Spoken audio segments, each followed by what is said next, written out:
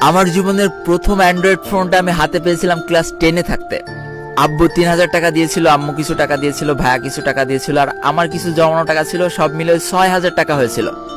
দেশীয় একটা ব্র্যান্ডের ফোন, সিম্ফনি। মডেল ছিল H120 আর র্যাম ছিল 1 GB। ওই ছিল জীবনের প্রথম অ্যান্ড্রয়েড ফোন। ওফ, কি যে মজা পেয়েছিলাম। ওই ফোনটা ইউজ করতে করতে ইন্টার পরীক্ষা পার করে ফেললাম। অলরেডি 3 বছর ইউজ করা হয়ে গিয়েছে ফোনটা আমার। আর ইন্টার পরীক্ষার পরে আমার লাইফে সব থেকে বড় ঝড় আসলো, যার কারণে আমি জীবনের সব থেকে বেশি ডিপ্রেশনে চলে গিয়েছিলাম। একটা সময় নিজের জীবনের উপর থেকে মায়া উঠে গিয়েছিল। কারোর সাথে কথা বলতাম না, কারোর সাথে মিশতাম না, বন্ধু বান্ধব সব ত্যাগ করে দিয়েছিলাম, নিজের ঘরটাকে জেলখানা বানিয়ে ফেলছিলাম। সারাদিন ঘরের মধ্যে পড়ে থাকতাম আর ওই আমার 6000 টাকার 1 GB র্যামওয়ালা ফোনটা সারাদিন ঘোটাঘুটি করতাম। একদিন দেখে আমাদের এলাকায় কিছু ছোট ছোট ছেলেপিলে এই ফ্রি ফায়ার গেমটা খেলছে। যেই দিন আমি প্রথম ফ্রি ফায়ার গেমটার সাথে পরিচিত হলাম, এক নজর গেমটা দেখে কেমন যেন একটা ভালো লাগা কাজ করে গেল। বাসায় এসে প্লে স্টোরে সার্চ দিয়ে দেখি 500 MB গেম। সারা রাত চিন্তা করলাম যে ভাই, আমার ফোনে র্যামই তো 1 GB, আমার কি এই গেম চলবে? 3 বছর ইউজ করে ফেলেছি নর্মাল একটা সেট। ভাই, গ্যালারি ওপেন হতে আমার 1 মিনিট সময় লাগতো। চিন্তা করতেছি গেমটা ইনস্টল দিয়ে যদি ফোনটা নষ্ট হয়ে যায়, আমার বাসা থেকে তো জীবনেও ফোন কিনে দেবে না। তারপর অনেক চিন্তা ভাবনা করার পর তারপরের দিন সকালে প্রথম আমার ফোনে ইনস্টল দিয়ে ফেললাম ফ্রি ফায়ার গেম। বিশ্বাস করো, ওই গেমের উপরে যখন ক্লিক করলাম তখন আমার ফোন 4-5 বার খালি অটো রিস্টার্ট নিচ্ছিল। ব্যাটারিটা খুলে আবার লাগালাম। অবশেষে গেমের ভিতরে ঢুকে দেখি ভালোই খেলা যাচ্ছে, খারাপ না। ঘরের দরজা জানলা লাগাই দিয়ে আমি সারা রাত খেলতাম। আমার মনে আছে আমি একদম সারা রাত খেলতাম ক্লাসিক। আমার জীবনের প্রথম ম্যাচটার কথা আমার স্পষ্ট মনে আছে। আমি সারা মাঠে খালি পনপন করে ঘুরেছিলাম, কোনো এনিমি পাইনি। লাস্ট মোমেন্টে দেখি সামনে গোলাগুলি হচ্ছে, আমি ভয়তে উল্টো দৌড় দিয়েছিলাম জোনের ভিতরে। জোনে এলিমিনেট হয়ে গিয়েছিলাম, জোন থেকে বেরোতে পারিনি। আমি আমার ওই নর্মাল ফোনটা দিয়ে 3 মাস গেম খুব ভালোভাবে খেলতে পারিছিলাম। তারপরে দেখি আমার ব্যাটারি ফুলে গেছে। তার কিছুদিন পর দেখি আমার স্কিন দপদপ করতেছে, মানে কিছুক্ষণ পর স্কিন আস্তে আস্তে পুরো সাদা হয়ে যাচ্ছে। তখন আমাকে কেউ দাম দিত না। বড় ভাইদের হাত পায়ে ধরে একটা গিল্ডে ঢুকেছিলাম। একটা পর্যায়ে সেই গিলটা থেকেও আমাকে কিক মেরে দিয়েছিল।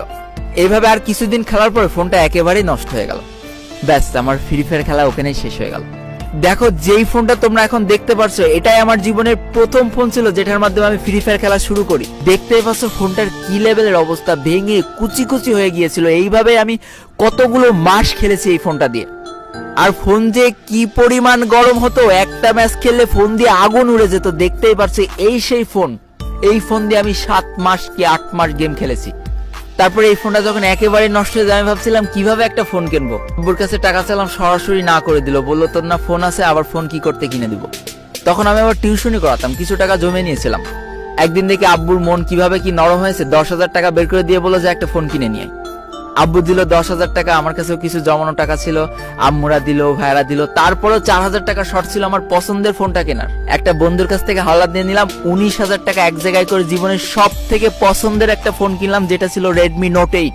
বিশেষ করে আমার কাছে কেউ যদি এখন আইফোন দিয়ে বলে তোমার সব থেকে পছন্দের ফোন তোমার লাইফে কোনটা ছিল, আমি বলবো Redmi Note 8, কারণ এটাই আজকে আমার এই পজিশনে নিয়ে এসে দাঁড় করিয়েছে।